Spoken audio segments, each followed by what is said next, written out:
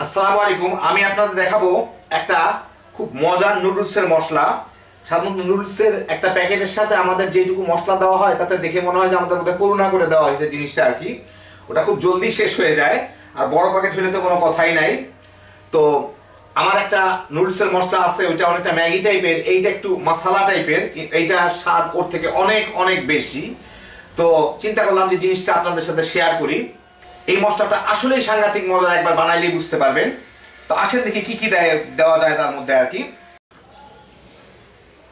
তো দেখেন এখানে আছে রসুনের গুঁড়া 2 টেবিল চামচ, পেঁয়াজের গুঁড়া 2 টেবিল চামচ। এগুলা যেই জিনিসগুলা রসুন, পেঁয়াজ, আদা, এগুলা কি টমেটো কিভাবে গুঁড়া করতে হয় ডেসক্রিপশনে লিঙ্ক দেওয়া আছে, ওখান থেকে দেখে নিতে পারেন, অথবা আপনারা যদি জানেন ওগুলা গুঁড়া করে নেবেন। এটা গুঁড়াই লাগবে কিন্তু কাঁচা না।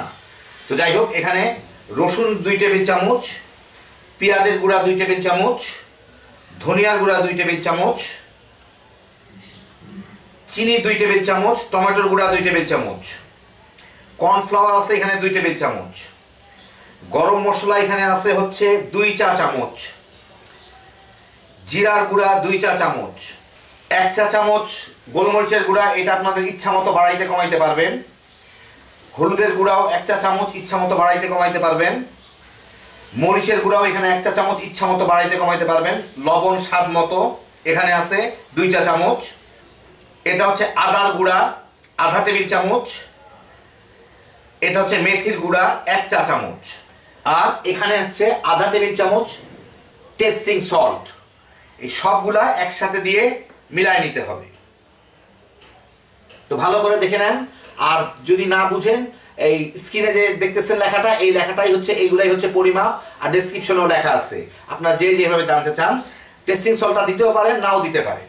আর লবণ আর ঝাল আপনার স্বাদ মতো বাড়ায় কমায় নিতে পারবেন। যাই হোক, এগুলো সব কিছু একসাথে মিলায় নিলেই হয়ে গেল। আর যদি প্রয়োজন হয় তাহলে ব্লেন্ড করে নিলেও হয়ে যায়।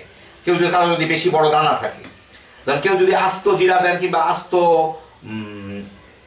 আস্ত ধনিয়া দেন, তাহলে ব্লেন্ড করে নিতে পারেন। অথবা যেমন দেখেন এই যে পেঁয়াজের গুঁড়া, পেঁয়াজ গুঁড়া করে রাখলে কিছুক্ষণ পরে কিন্তু পেঁয়াজ, কয়েকদিনের মধ্যে পেঁয়াজটা একটু শক্ত শক্ত হয়ে যায়। এই যে সেই জন্যই এর সাথে মানে আরেকবার গুঁড়া করে নেওয়া ভালো। রসুনটা থাকে কিন্তু পেঁয়াজটা গুঁড়া হয়ে যায়, শক্ত জমে যায় আর কি। তো এইগুলো আমি সব একসাথে করে ব্লেন্ডের দরকার নাই, তারপরও একটু ব্লেন্ড করে নিব যাতে আরো ফাইন গুঁড়া হয়ে যায় আর কি। আর কর্নফ্লাওয়ারটা ইচ্ছা করলে বাড়াইতে পারেন কেউ যদি ঘন ধরনের কোনো কিছু চান, আর না হলে এই পরিমাণ দিয়েন। এতে এই গুঁড়াগুলাকে জমতে দেয় না কর্নফ্লাওয়ারটা।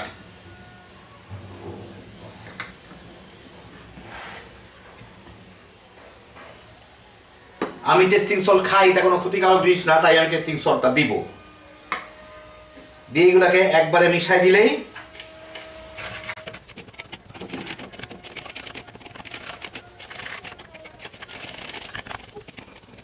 এই যে দেখেন হয়ে গেল আমার নুডলসের মশলা। একটু যে দানা দানা দেখতেছেন, এগুলো হচ্ছে পেঁয়াজ টিয়াজের যেগুলা একটু জমে জমে ছিল, এটাকে এখন ব্লেন্ড করে নিলে সবচেয়ে ভালো হয়। যাই হোক, এভাবে রাখতে পারেন, ব্লেন্ডও করে রাখতে পারেন। একটা জিনিস হচ্ছে, এটা ব্যবহারের নিয়ম হচ্ছে, এটা যেহেতু মশলাগুলো ভাজা না, সেহেতু এটা হয় কেউ যদি নুডলস স্যুপের মতো তৈরি করতে চান তাহলে নর্মাল নুডলসের মশলার মতো পানির মধ্যে দিয়ে দিবেন, অথবা কেউ যদি ভেজে নিতে চান তাহলে ভাজার সময় এটা দিয়ে দিবেন। একটু ভাজা ভাজা হইলে সবচেয়ে ভালো হয়। এটা সাংঘাতিক মজার একটা জিনিস, একবার বানায় মানে এইটা দিয়ে খেয়ে দেখেন, তারপরে বুঝতে পারবেন যে কত মজা হইতে পারে নুডলস আর কি। হ্যাপি জোশের একটা আইটেম। তো আপনারা দেখে গেলেন কত সহজে তৈরি করে ফেলা যায়।